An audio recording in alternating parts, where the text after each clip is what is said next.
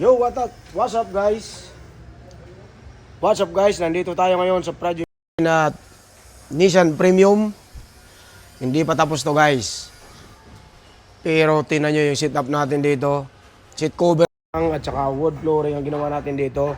Pero nilagyan natin to guys ng pre na engine bay cover guys. Dahil kapag magpagawa ka dito sa cover, mayroon kang libreng engine bay cover. Tingnan nyo guys. Yan guys, yung libre natin na engine bay cover.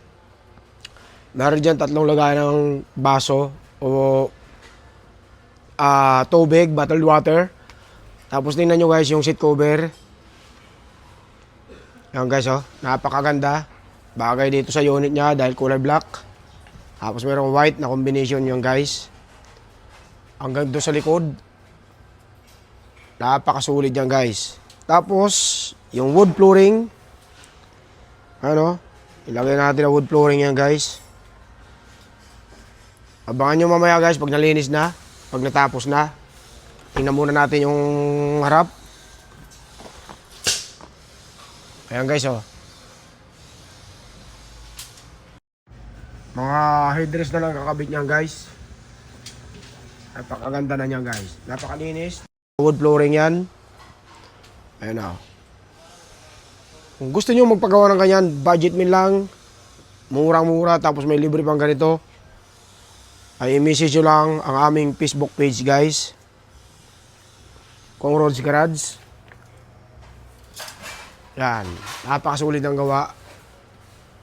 May libre pang engine bay cover. Guys, natapos na yung project natin na Nissan Premium. Ayan, tingnan nyo naman guys kung ano kaganda. Seat cover niya guys. Tsaka wood flooring nilagay natin. Napakasulit yan guys. Tapos tingnan mo yung engine bay cover na libre.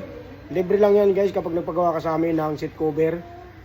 Free lang yan dito sa amin. Napakalupit ng aming previous. Tapos ito guys oh. Wood flooring. Napakatindi yan guys. Wood flooring natin. Seat cover. Ito yung design na napili. Napakasulit yan guys. Tingnan nyo naman kung gaano kaganda yan.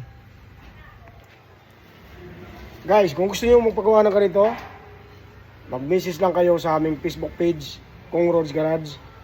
Mura na, may libre pang engine bay cover. Dito lang sa amin yan guys. Location, Molino 3, Bacoor, Cavite. O kaya naman, Tinsawis, Kong Roads Garage. Okay?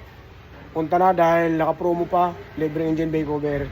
Ito lang sa amin guys. Thank you.